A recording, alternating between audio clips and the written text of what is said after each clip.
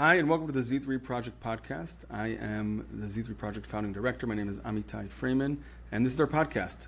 In today's episode, I had the great pleasure to host Rebecca Guzman. She's a Straus scholar at the Stern College for Women, where she is currently studying creative writing.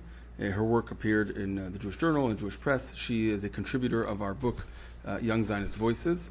And my second guest, who I was very lucky to host in this podcast meeting conversation with Rebecca, is Shanie Reichman, a longtime personal friend, I have to say. And Shanie is the Director of Strategic Initiatives and Director of IPFAT at Israel Policy Forum. She's based in New York City, where she works to elevate the discourse around the Israeli-Palestinian conflict, and is a frequent host of the Israel Policy Pod. She also is a contributor of this book. You can grab your links to get the book are going to be in the description of the episode. Great collection of essays. Our episode talked a little bit, or a lot actually, about the definition of Zionism, each from their own perspectives, the need to be inclusive in the conversation, the potential price we might pay as a community if we don't include a diversity of voices. Really much, we focused and zeroed in on what does it mean to be a Zionist in this moment. Of course, taking into account all that's going on, we recorded this a week after the beginning of the war with Iran, the escalated war of Iran. Of course, it's on what's ongoing in Gaza. We still have hostages in captivity. So that was very much top of mind and informed a lot of our conversation. But we really did focus on boundaries of our community, the question of Zionism, self-identification, where is it fitting in within our own Jewish identity, the role of institutions, of people, of leaders in driving that conversation forward. And we took also a look a little bit towards our the near history of what led us to this point, and of course start talking about what will move us in a different direction moving forward. So this is a conversation with Shanie Reichman and Rebecca Guzman. This is Z3 Project Podcast. I'm Amitai Fraiman. Thank you for joining us. I hope you enjoy this podcast, this episode, as much as I did. Please follow us on our various channels. We are on YouTube. We are on all the socials, Instagram and X and TikTok and LinkedIn. And please sign up to our newsletter that can be found on our website. Thank you for joining us. I hope you enjoy this episode. Have a great day.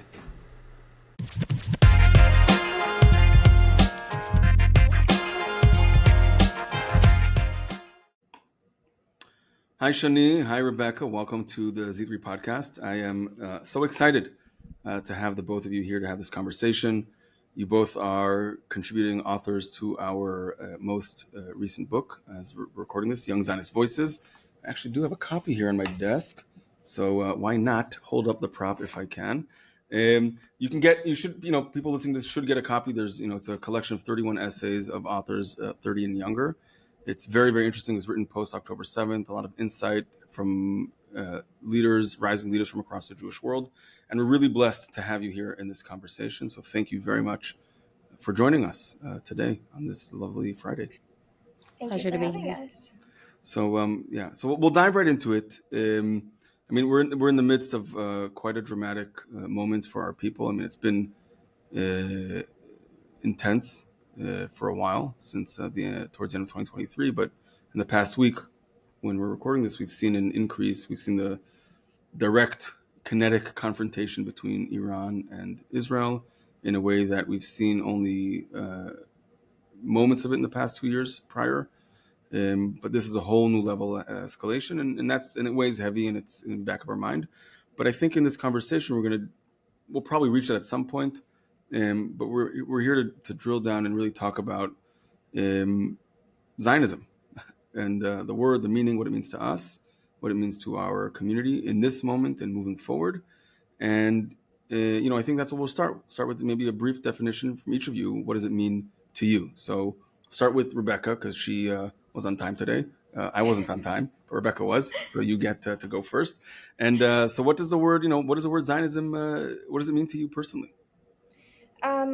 For me, it's always been about the right to self-determination in our homeland, where, a bunch of Jews get this space to figure out what this relationship to this land means to us.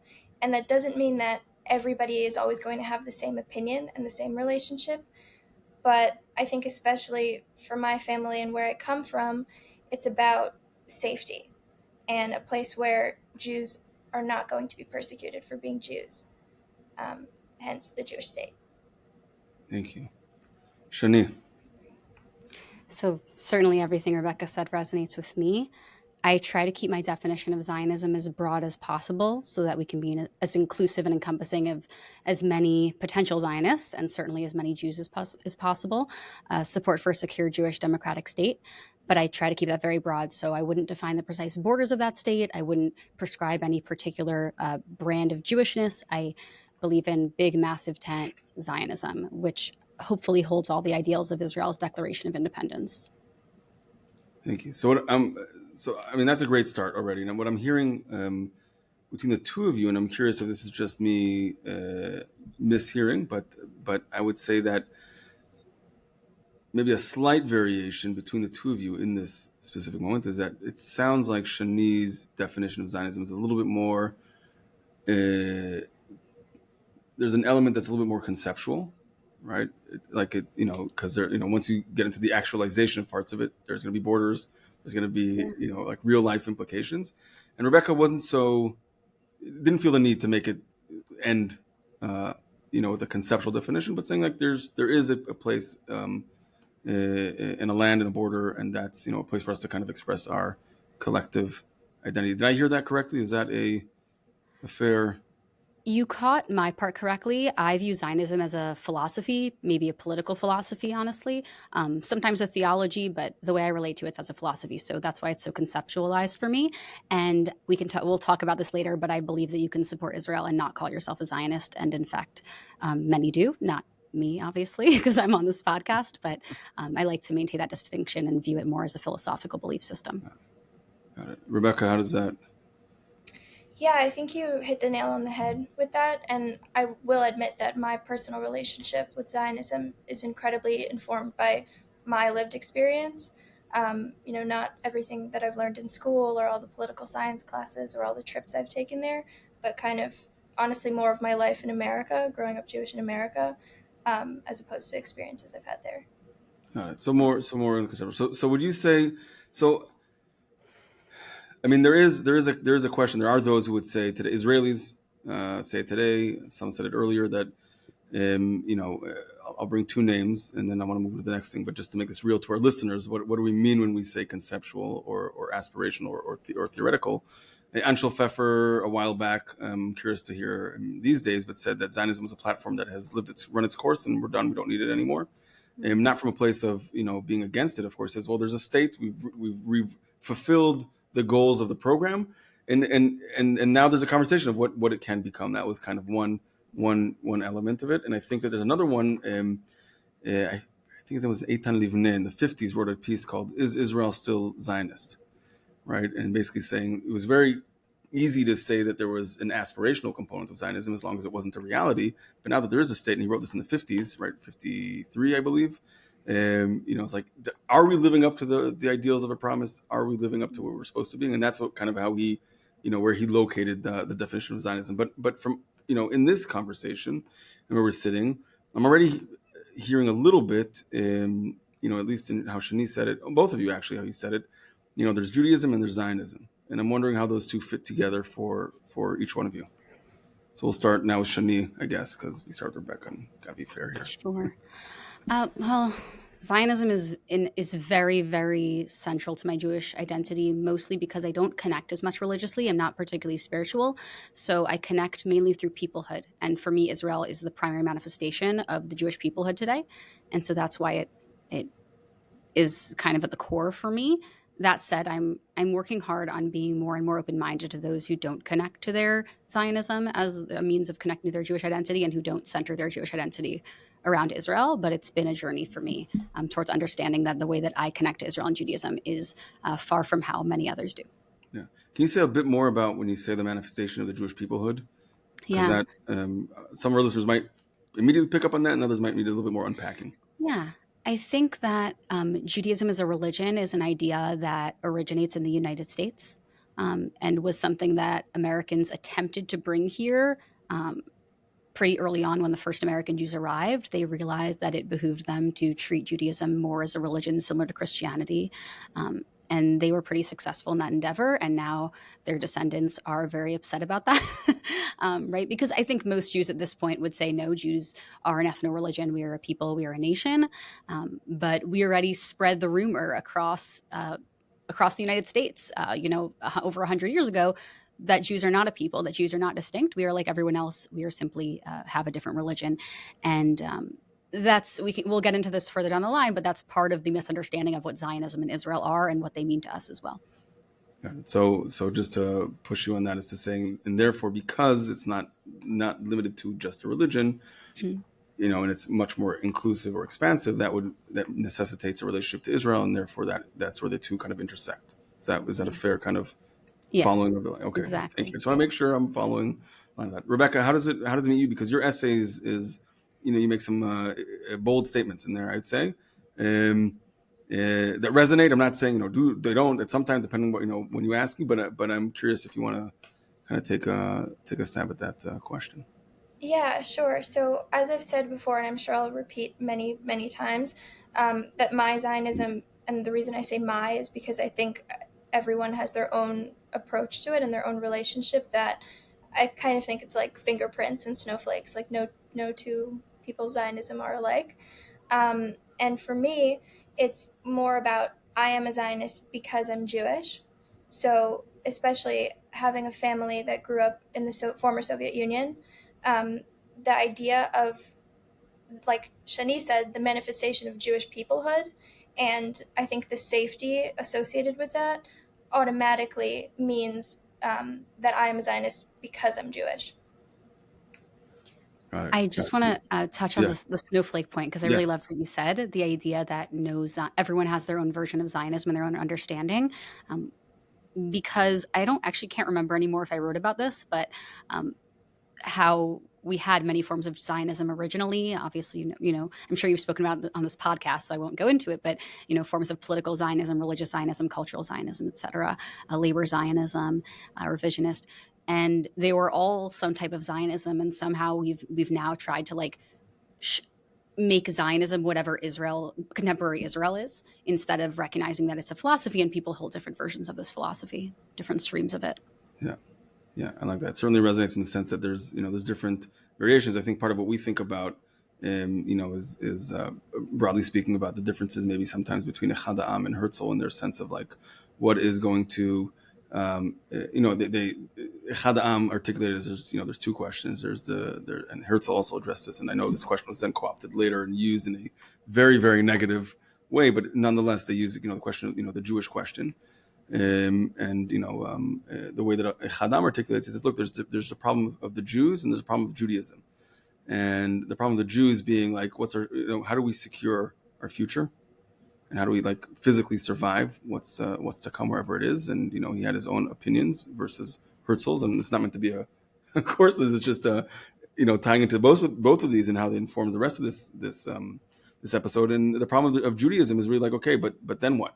Right, like after we're able to create that baseline of natural survivability, like who do we want to be when we grow up, right? And how do we kind of remove what we might think as negative influences on our Jewish spirit because we've been in diaspora for so long, and what does that look like? And we're attached to land, not attached to land, and I think this is where some of the differences can really play out. And I think it's a wonderful kind of exploration to do. But I'm curious because there still is a distinction between Zionism and Judaism, right? We have people who are not Jewish who are Zionists, and we have Jews who are very Jewish and not Zionist, right? And there's this kind of sometimes a confusion. The litmus test is sometimes placed in all different areas, and I'm curious to hear if how do you relate to it personally, right? Rebecca, you said for you're a Zionist because you're Jewish, so how do you think about either one of those groups?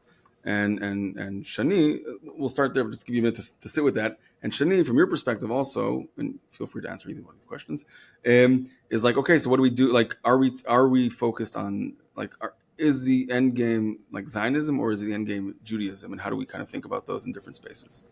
So we can start with either one of you. I'll give it a second to kind of, I know it's a lot, but I don't feel comfortable choosing between Judaism and Zionism as an end game.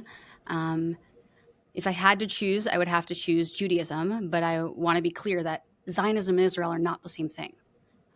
And I actually, the data emerged after I wrote my chapter, which is unfortunate, but we now have the data that the percentage of young American Jews who call themselves Zionist which is 32%. And the percentage of young American Jews who believe in a Jewish state, which is like 85 to 90%. That's young American Jews ages 18 to 40 as of August. So those are really different numbers. I would imagine that if you polled most Americans, which I don't think there's data on this, how many call themselves a Zionist? Actually, there is, call themselves a Zionist. It's like 9%. But how many of them believe in a concept of a Jewish state or a state for the Jewish people? Probably many more than that. So those aren't really the same thing at all. I'm someone who clings to the word Zionism. I don't believe that we are a post-Zionist society, and I don't believe in abandoning the word. But a lot of people who care about Israel do. And I think it's important to recognize those shouldn't be viewed as the same thing, recognizing Israel, supporting Israel, and Zionism. They're very different, partially because they're a philosophy, right? So some people will say Israel exists already, like you mentioned, Amitai. Israel exists already, therefore we don't need it, or other versions of that. Although I would argue that much of it is not understanding what Zionism is. So just to, and I want to turn to Rebecca in a second, when you say conflating Zionism and Israel, you mean the state, the government of Israel? More than that. Okay. I think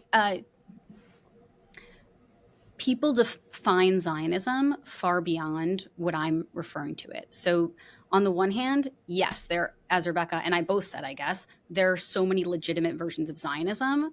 There are also, I think, less legitimate versions of Zionism, which is probably what most people who aren't deeply intertwined in these issues see it as, right? So belief in a very, very narrow vision of Zionism that doesn't really align with the majority of Americans or even Israelis. So an example of that would be thinking that Zionism requires you to support everything the Jewish state does. I actually don't think anyone who calls themselves a Zionist would say that, right? I think you'd have a very, very small portion of Zionists who would define Zionism that way. So when it's being redefined by people who are not in the Zionist community, I think those are illegitimate definitions of the word. And that's why I feel like we need to separate the connected to and care about Israel with the Zionism, because a lot of people are seeing it that way. Now, some would say it doesn't matter what other people think because we know the real definition. But I think it's important to recognize that. So I don't want to like shame people or judge them based on how they're self-defining, because I know the data, which is like most people who support the state of Israel also do not call themselves Zionist. Okay. All right. So I'm going to sit with that for a second because I want to work through that, but I want to get back to Rebecca for a second and then ask from that kind of, Judaism versus Zionism and the two of them, especially because for you, it was such a crisp kind of articulation in that sense. I was curious how you're thinking about it. Sure. So I think that something that I've noticed over the past about 20 months is that even if somebody doesn't walk around holding up an Israeli flag and they make absolutely no claim of being a Zionist or having a connection to Israel, that the rest of the world, most of the world, has begun to make that connection for people who are in Jewish spaces or who are just walking down the street visibly observant, or whatever manifestation somebody interprets to be that this person is a Jew, and people act on that, and the slur has not become dirty Jews, it's become Zionists. So I think that it's incumbent upon us to say, well, if so much of the world is making this connection, then, and this is for Jews who are evaluating their relationship to Zionism and who are trying to figure out why everything has been going the way that it is with simply Jewish people walking around and not open proclaimed Zionists being harassed and called anti-Semitic slurs.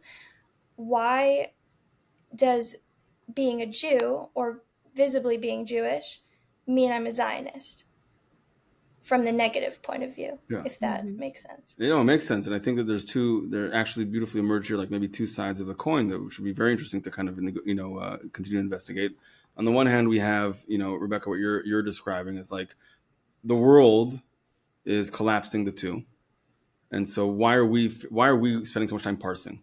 And like, we might as well lean into it. And Shani's saying, look, well, the data is saying otherwise. Like the word Zionism internally, right? And this is like, there's an external question here, and an internal one is like, if internally there's no use to it because people are supportive of Israel anyway, call them a Zionist, call them whatever they want to call it, it doesn't matter at the end of the day.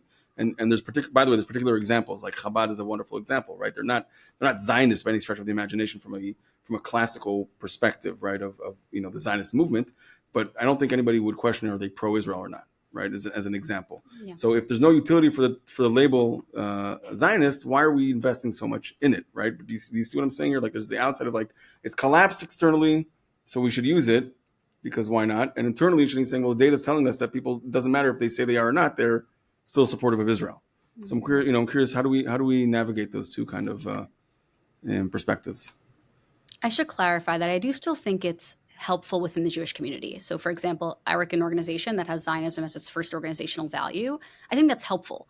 It's helpful for people to understand who we are, what we're about, where we align ourselves. So for institutions, I still think using the word Zionism is a good idea. Yeah. I just don't know if it's helpful for creating red lines for who should be outside of the tent. Okay. Yeah. So, and to be clear, I wasn't saying like you were saying, but from what emerges from the data that you shared is that, like, there may not be. So you're saying it's helpful for our own sake to do a better job articulating it. Is it because externally what Rebecca is describing is that we might as well own it and have and like take ownership of the world and reclaim it? Well, I don't believe in letting the haters win. So yes. Okay. Rebecca, how do you see those two kind of angles? Yeah, I think this is such an interesting point because especially now we live in a time where words and terms and names have such fixed, narrow definitions that it's kind of inconceivable for people to realize that, you might meet one Jew who says they're a Zionist, and then you'll meet another one and they will have completely different definitions of Zionism. And I think it's something that shows how narrow-minded we've become as a society, where if we don't accept one definition of the word, we're even considering, throwing the baby out with the bathwater.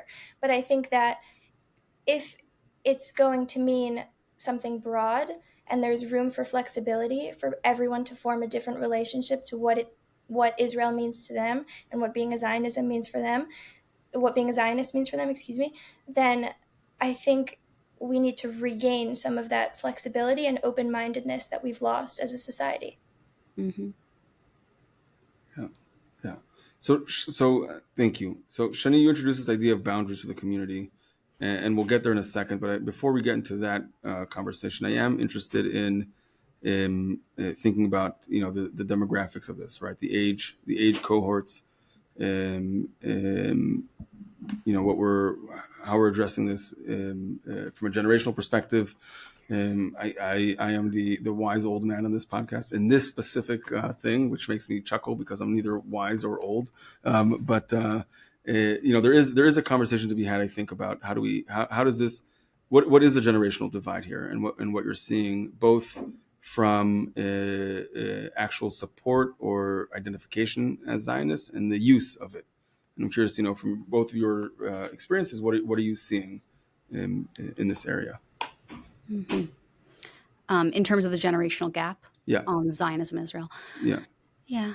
I think that it feels obvious that people who came of age during the Yom Kippur War and the 6-Day War would feel differently than people who came of age during the Netanyahu era, right? Those are very different experiences. Yeah. And we have this idea, many of us have this idea, that if only you knew what I knew, you would believe what I believe.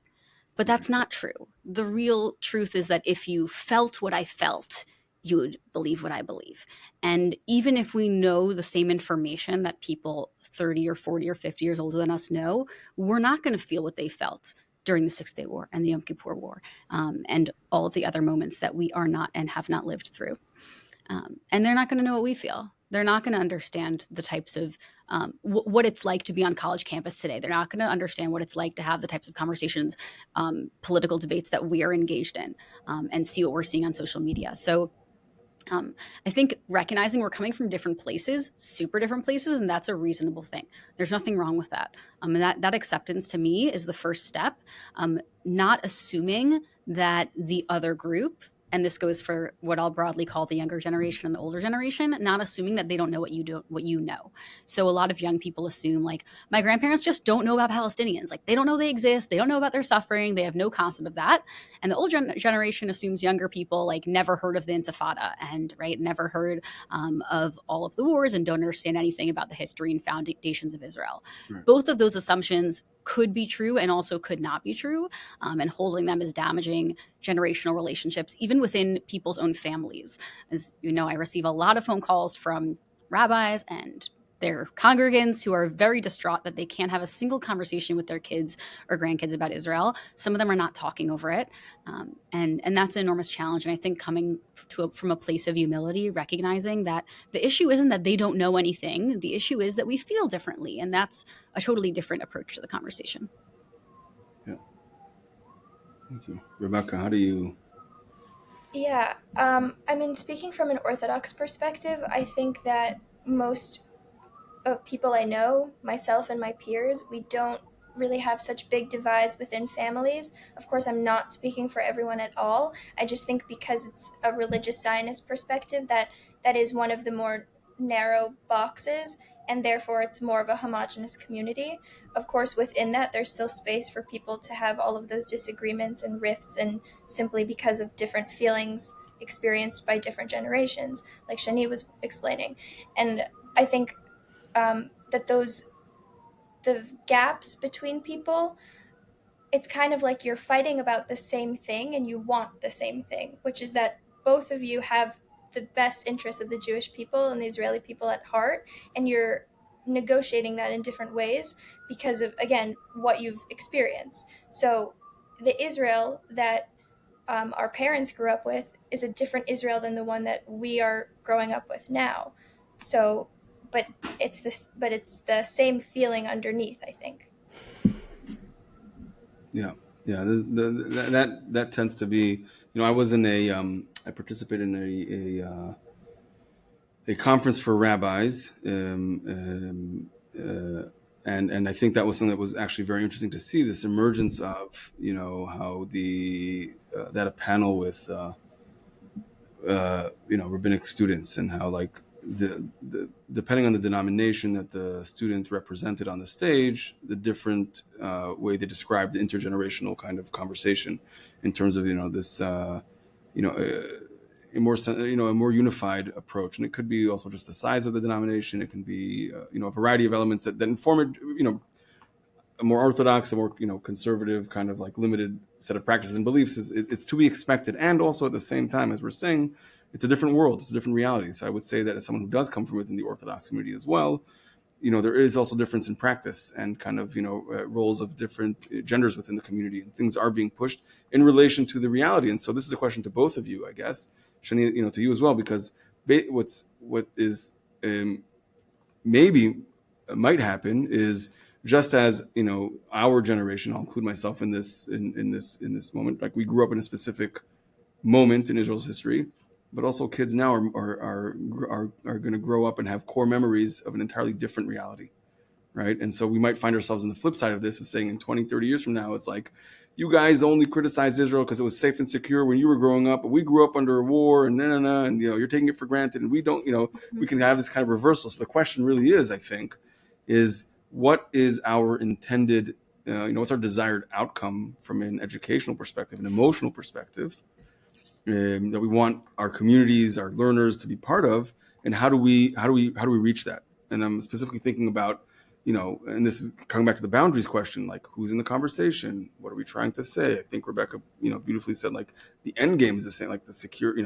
we all want a prospering country for the Jewish people and their safety, and right. So like how do we reach that in a moment where there is so much diversity and so much difference in these understandings? Mm-hmm. Kind of hard to prescribe, I think. Yeah. I will say that I think Israel education in this country needs a massive overhaul, and it needs immense improvement, because I think feelings and emotional connections formed through family history or someone's relationship to biblical narratives, all of that is incredibly important. But Israel is a real country and countries have problems and they have systems that sometimes need fixing, and life on the ground might not be the way it was described in whatever someone heard at home or whatever they learned in school. And I think something that I'm studying now is Israel education in this country, and the fact that children, when they turn around 9, 10 years old, towards the end of elementary school, they start learning about problems in Israel's civic life and government and the organization of all of that, and they're kind of shocked because it's never been a real country for them. They don't understand it in the way that they understand the United States. I mean, American children, and not all American children, of course, but on the whole, you grow up knowing so much about US politics and the government, and this is our history, and it's very concrete, but they don't feel that for Israel. Interesting. Yeah, Shani. That sounds right. The emotional piece, I'm supportive of, right? I'm supportive of connecting people on an emotional level to Israel, because it'll be hard to manufacture those feelings. So I think that component is very important.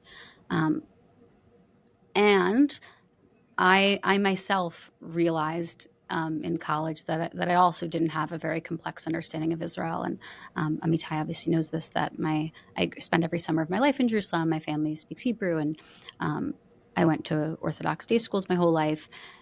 So I identified as someone who knew Israel pretty well.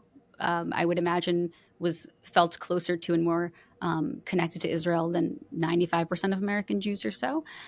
And yet I didn't really know anything.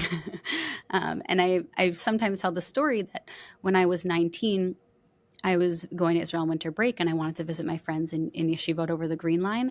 And I told my mom, who was like kind of an anxious person, like nervous about security stuff. And she was Jewish like, mom. what? No. Jewish mom. Jewish mom, Typical. yeah. My And she mom, was like, I grew up in Israel also. So. Yeah. She was like, what? You're going to take a bus? You could end up in some Palestinian town. What are you talking about? And I was like, what? What are you talking about? She's like, Shanie, that's in the West Bank. You're not going there on a bus by yourself. I was like, Ima, what are you talking about? There's no Jews in the West Bank. You don't know anything. What are you saying? And she basically called me an idiot and was like, I thought I was successfully outsourcing your Israel education to many different institutions, but apparently you don't know anything. And she was kinder about it, but that was the gist of what she said. And I went on to study Middle Eastern studies, and now back in school pursuing my master's in it. But needless to say, I realized that I could be as connected to Israel as I wanted and talk to as many Israelis as I wanted, but I didn't understand the geopolitical realities, in part because a lot of Israelis perhaps don't either. I mean, you don't need to, not everybody studies political and security situation of the country they're in, even if there's turmoil going on. And so it was important for me to have a better understanding that if I wanted to be educating other people around it, of course. Yeah. So you're both touching upon a very important piece, something that we think about very seriously here at Z3, is a question of like, what are we sharing with people and to what end in terms of kind of their level of, knowledge and emotional connection. And you're both pointing out that there's a sense that perhaps by not sharing enough early enough about what's going on, the realities of a real place, that can create issues down the line for people to feel connected and motivated and proudly identify as Zionists because they feel like they've been, elements of the story have been excluded from their narrative. And so there's I'd say a shattering, a realization, whatever you want to use to describe that moment of like, oh, that's not exactly what went on. So I have two questions about that, and I'm of half. I don't know where I fall. One of it is like I'm not sure I buy into this kind of like you didn't tell me the whole truth narrative, even though this is not to, God forbid, undermine or question both of your experiences, but I just don't think that there's any other realm in our life where we're told the whole truth from day one. And I think that as we mature, we kind of evolve our thinking. It's true about money. It's true about relationships. It's true about ideas and knowledge in the world.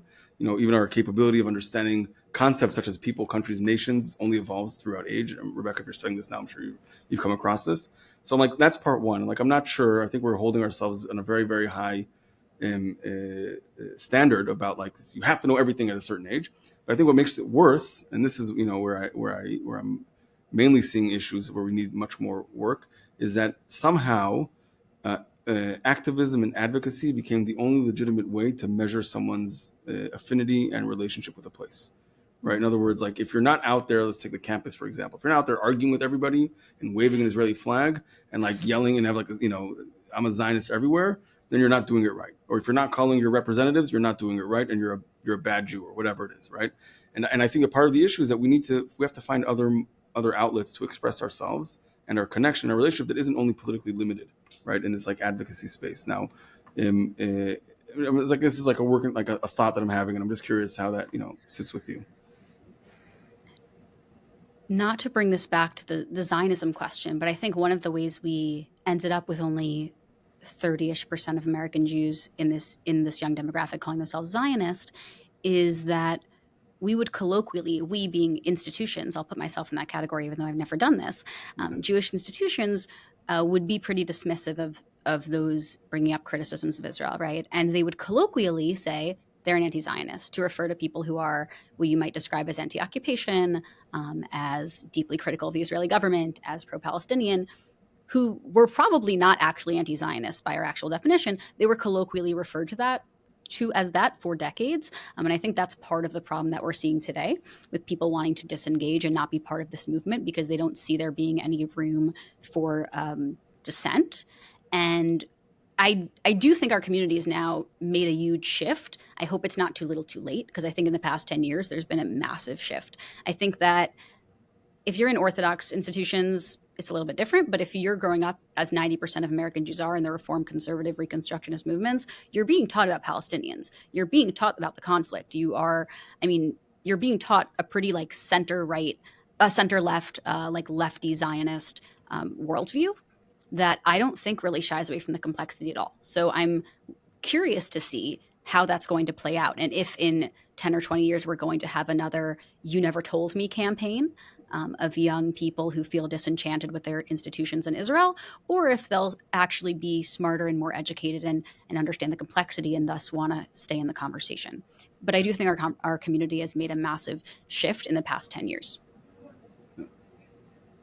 Yeah, I do think for me, what I was trying to express was that the dissonance between a relationship to Israel that is primarily informed by heritage, tradition, an ancestral connection, whatever that might mean for someone, there's a big gap between that and then turning on the news and having to continue and maintain that relationship to a country that is experiencing real events and real problems, because tradition and emotions and passion are all ephemeral, but the connection has to endure outside of that. And if it doesn't, then it has to be constantly worked at, like any relationship, I think.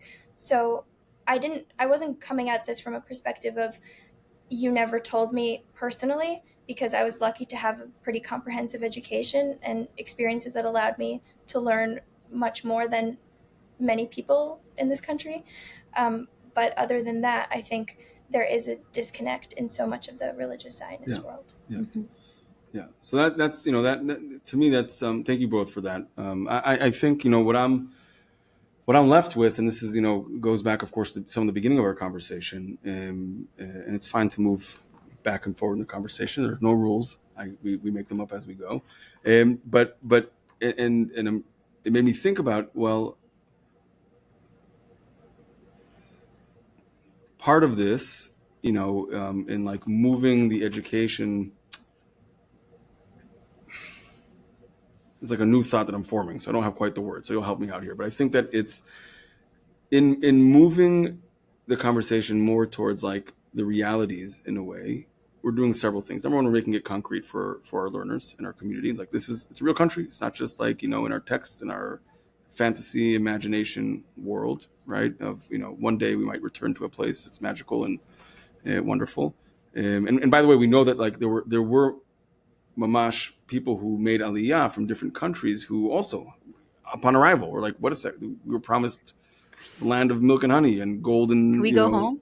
Yeah, it's like, yeah, what are we doing here? And we've seen people leave, right? Like this is throughout the Zionist movement, even from the Biluim, people left, but from the early Zionist, one of the early Zionist groups.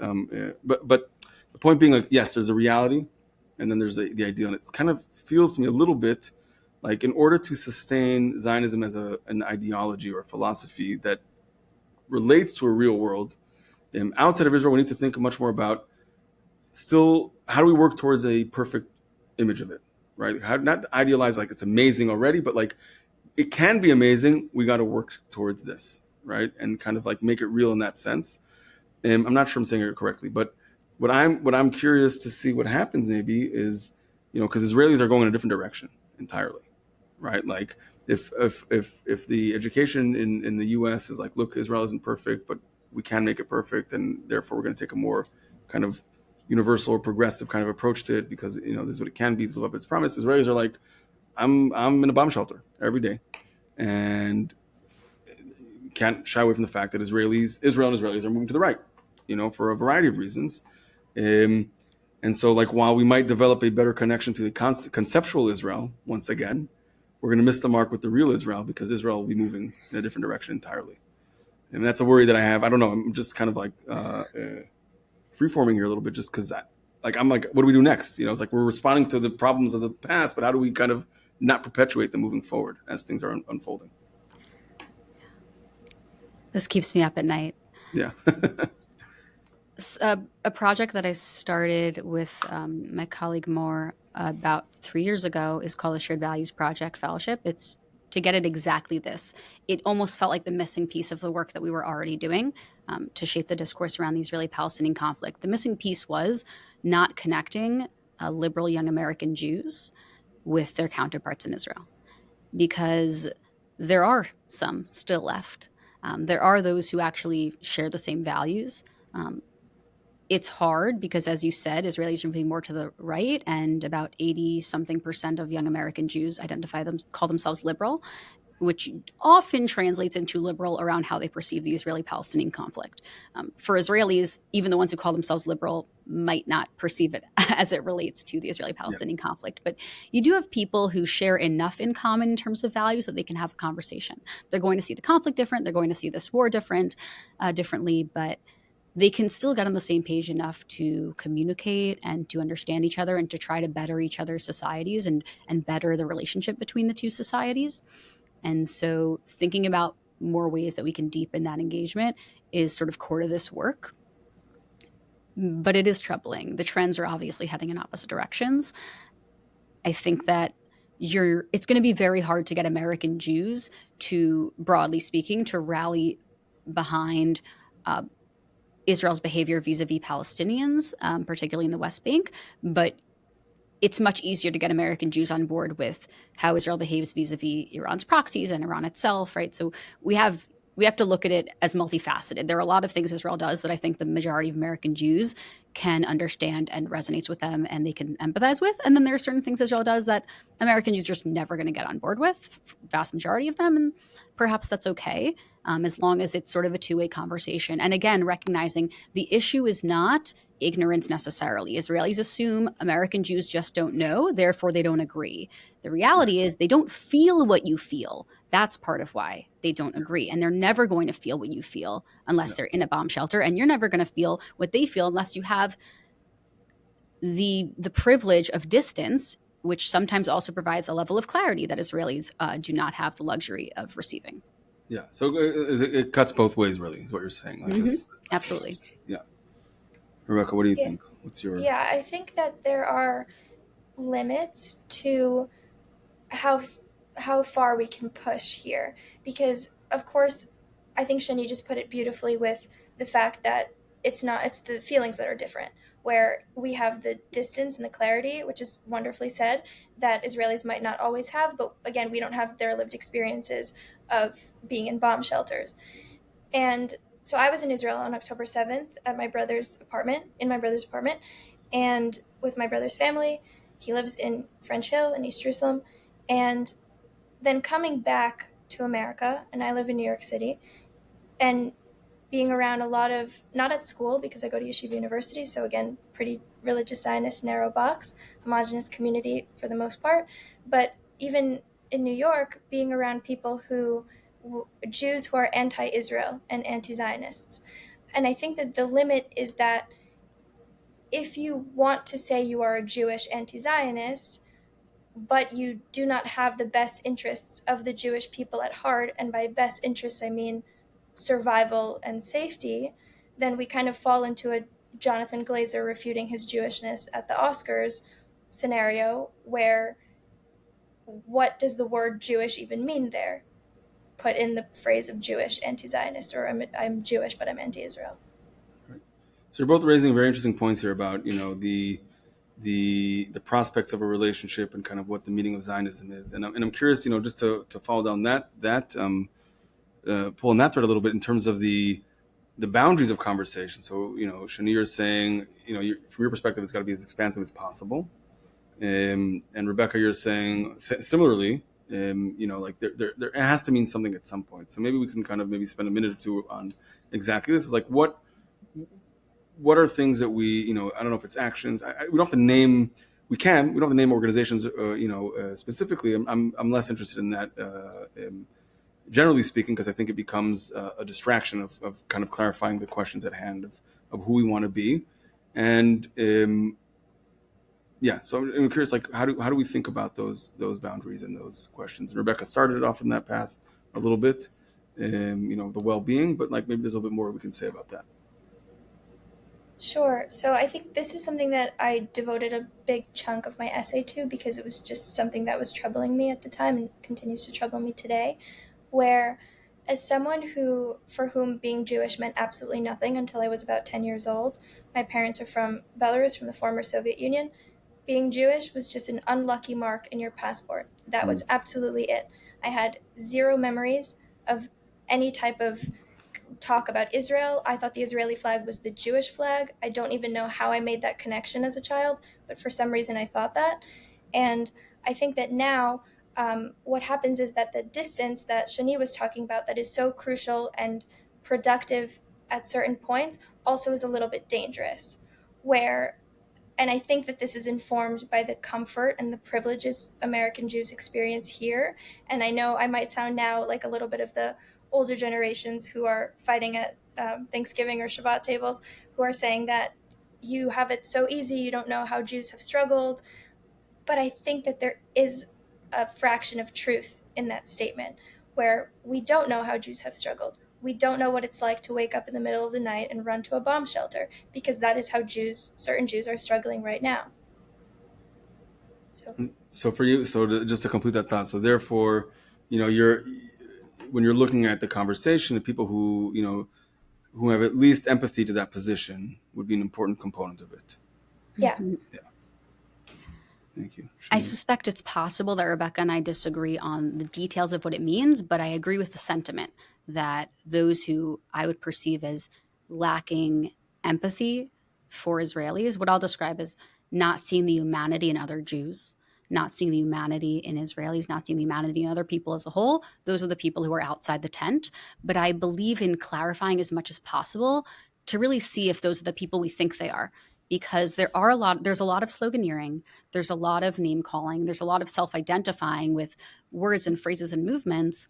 Right. But I don't know if that always captures the truth or the reality of what those people genuinely believe. And so when people initially say they believe Israel is doing XYZ, or they call themselves an XYZ, I try to get to the bottom of what do they really mean by that, because I found that people can often not say exactly what they mean, or maybe, I'm misunderstanding them. But really to get to the bottom of, do you actually not see the humanity in another group of people, in our own group of people? That's what matters to me. And those are the people who are outside the tent. But I'm really careful about who I define that way. Do either of you think that that's like, where does that responsibility lie? I think there's a lot of, from the institutional perspective, there's a lot of this like fear of losing people, right? And it's incumbent on us to kind of like clarify what we mean. And also, but maybe another idea is saying like, look, this may have been true 50 years ago when Israel wasn't, as secure as it is today, with all the problems, right? I'm not saying this, everything's obviously right now, we're in a very, the past 2 years, and now with Iran, obviously I'm saying, and also we've never had the ability to do what we're doing now. So with that kind of significant threats, we have the capability of at least responding, if not more. and we had more, I'd say, eggs in one basket, right? And like we had to make sure that we're, this neurosis around our disappearance, but maybe we're in a moment where we're saying, you know what, like an increasing percentage of the Jewish people lives in that region, and look, you can either be part of like the majority, and kind of not, we all know the level of dissent within Israel, right? I'm not proposing that being part of that thrust of the story means agreeing with everything, but there will be a threshold where you're saying, look, you don't want, it's kind of like the joke about what Herzl said was like, if you will, it'll be a dream. If you don't want it, then whatever, like at some point, where is our responsibility as an institution, as individuals, of being like, not to define for other people, but saying, look, this is what we stand for. And if you want to come into, the tent's open, but these are kind of the things that we believe in, right? And if you want to be part of that conversation, you're welcome. We love you. If you don't want to be a part of the conversation, we still love you. Still, the door is always open. But we're not going to shift what our core belief is around this to fit, an ever-moving target of what's the right way of believing something. I'm definitely aligned that the onus is not on us to define our core beliefs differently. Like I said, as much as I believe that people misunderstand Zionism, it's still on my website. It's still on Israel Policy Forum's website, right up there. So we're not changing our core beliefs. I'm not changing my core beliefs. And I have a lot of conversations, one-on-one meetings with people with whom I agree on a lot of things vis-a-vis Israel. And at the end, I mention Zionism and they're like, you're a Zionist? I'm like, what? Wasn't that clear by everything that I just said? And they're like, no, that's not what Zionism is. I'm confused, right? That happens to me more often than you would think. And I do think the burden is on me to have those conversations and to say, Zionism is not necessarily what you think it is. Being pro-Israel is not necessarily what you think it is. Why? Because I am someone who believes and is invested in a long-term, strong, connected to Israel, committed, somewhat pluralistic Jewish community. And that doesn't happen if we don't have those conversations. If we say you have to call yourself a Zionist or we won't meet with you, you're not welcome, then we're going to be talking about 30% of American Jews. That's not enough of them, as far as I'm concerned. Like, then we are losing people. And I'm not okay with losing that many people. I'm okay with losing some. I'm not okay with losing 70% of American Jews.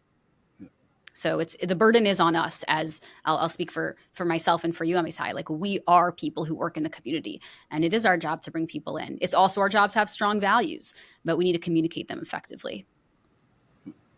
Yeah, I think what you're saying, Shanie, especially the story that you brought with the person that you were speaking to, shows how much we've allowed others' perceptions of Zionism to color ours, and we've allowed them to charge the word for us into something negative and unsavory and something that we don't want to be attached to, whether that's out of fear or misunderstanding, but we've allowed the outside perception in.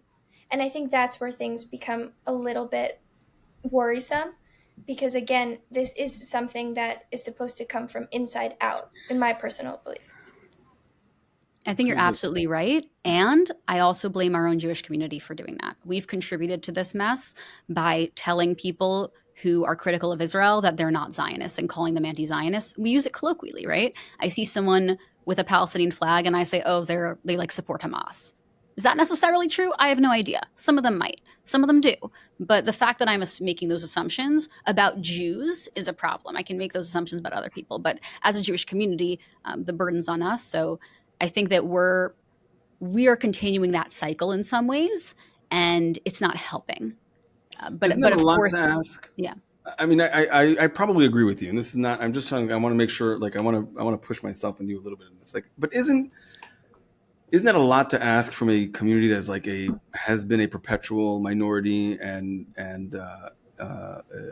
victim? Like, I am the first that we have to like kind of get rid of part of Zionism for me and whatever is breaking out of that mold. And I'm sure this is like Herzl, Chadam, the rest of the classics. Like, this is part of the work that we need to do, and it's clearly not done. But like, yes, I want to hold ourselves accountable, and also, is it realistic? We're like constantly under attack. I'll say one word. This is like half a joke, but we talk about like I said unfairly the anxious Jewish mom and how like we're all anxious. But there's a joke side to that, which is like, yeah, when you're persecuted for 2,000 years, those who survive are those who were anxious, right? Like, those who weren't anxious didn't make it. Those who were anxious. So like now we just have like, we're like the most anxious version of us has survived. And so like maybe a little grace towards us of 2,000 years of persecution, like maybe like of that fear of that, what's we're looking for? Reflexive fear of sorts, like how does that play into this whole kind of, equation? Or not at all. It's like, no, we're done. We have a country. Stop it. Stop being a baby. You know what I mean? Like, Neither of those things. Yeah. Neither of those things. But we have to be strategic. It's not about realistic or what's right or what's fair. It's about what's strategic. And if you talk to me about the Israeli-Palestinian conflict, I will say similar things. But when it comes to the Jewish community, we have to be strategic about engaging young people and keeping our tent open, or we are going to lose too many people. And how many conversations do we have in the Jewish community amongst funders, among professional staff, among parents, about how do we keep young people in the tent? This is how. This is necessary. It's really annoying. Trust me. All the education we're talking about is not easy. Maintaining that perfect balance between giving them a really robust, complex, nuanced education and also instilling a love for Israel and care for Israel and investing in trips and the like. I mean, it's hard. It's a lot of work. And if this is something we're committed to and take seriously, then we probably should do it anyway. Yeah. I think the pain that we've all felt as a community has contributed to this kind of very quick response to put our walls up and be afraid of discussions that might be uncomfortable to navigate and that might be uncomfortable to force us to stretch our minds in certain ways that we haven't stretched before because of the pain. And speaking for myself and being part of a community, I go to Yeshiva University. So campus has been incredibly united and we've all been just gaining strength from each other. And I haven't met a single person who does not have either a family, friend, or a classmate, or all three, tens of people, hundreds of people serving in the IDF right now, protecting our people, or family living in Israel, everything like that. So, and the amount of pain that is shared and felt by all of us has forced us to atrophy in a sense. And we have all these barriers that we don't want to open and we don't want to bring them down because we're scared and we don't want to become flexible right now because we're busy sharing in our pain. And I'm not trying to minimize it or diminish it at all, but I think that the only way out is through. And like Shanie was saying, we are going to lose so much of the American Jewish community if we do not open doors and if we do not start having uncomfortable conversations and putting aside our experiences to potentially step into the mind of somebody else. And we're seeing this across the board for society right now, where two people who voted differently can't even be in the same room with each other. I think it's indicative of a broader trend, but I think that we need to do our part to break out of it. Yeah. So, I mean, that's, thank you both for that. I mean, obviously that's the work that we do, right? Like we believe that a more robust, more layered, thick, compelling, interesting, exciting Jewish life for each one of us and from the community perspective happens when it isn't homogeneous, when we have those interactions of all the different experiences, if it's, life experiences, age, language, approach, practice, belief. And we need those places, those spaces where we can come together to create that resiliency of a community. And I think Rebecca's spot on. I imagine Shani agrees with this as well, is that this is indicative of a much broader issue within the American society, which is different from what's happening in Israel, by the way, with all its issues and problems. I do think that and this may be the naive version of myself, but at least the fact that people have to be on the same bus, same cab, work together, serve together, and go to the supermarket together. There's no way to, in America, the crazy uncle we meet once a year is on Thanksgiving. In Israel, it's your Shabbat dinner every other week. You know what I mean? Like you can't get away from it. And that forced interaction, yes, means that the temperature is way higher, right? The volume might be louder, but ultimately, like there's just no escaping of it, right? Like you can't get away from it. You can't recede into your own kind of bubble. And I think that that's kind of the core of the work of a lot of what we're doing here as well. And I know that what Shani's doing, and Rebecca, I know you're a little earlier in the career, but at least from what you're writing, this idea that we need to think about how do we bring in people and, have a chavuta, have a study partner, learning about what does it mean to be a Jew, what does it mean to Zionist. So we're coming up towards the end of our time. And this is the last question for both of you. And, if we're looking ahead, I'll give you two and you can pick what you want to say. Okay, one is simpler or easier, not really, but it's like what gives you hope, because we're in a particularly dark moment. I think there's a lot of upside potentially, but still very difficult moment. We have hostages still in Gaza. There's war in Gaza. Everything that's going on there, the destruction, it's the loss of life is really a lot. It's the orders of magnitude are it's a lot, and of course what's going on in Iran is likewise impact we're seeing in Israel. Of course, it's not an easy moment. So one question is what gives you hope. That's one, and the second one, you can answer both, is in 10 years from now, maybe what does it look like for us to be in a better place than this moment internally, specifically internally, because externally there's only so much we can control. Even internally, I put a question mark, but at least what do you think we can do to move us in that direction? So what gives you hope, and what do you think we can do to get us on a trajectory for a 10-year kind of growth moment? Sure. I think I'll just combine my answer. I'll make an answer that I think will hit both points, I hope. What gives me hope is that we've stepped up.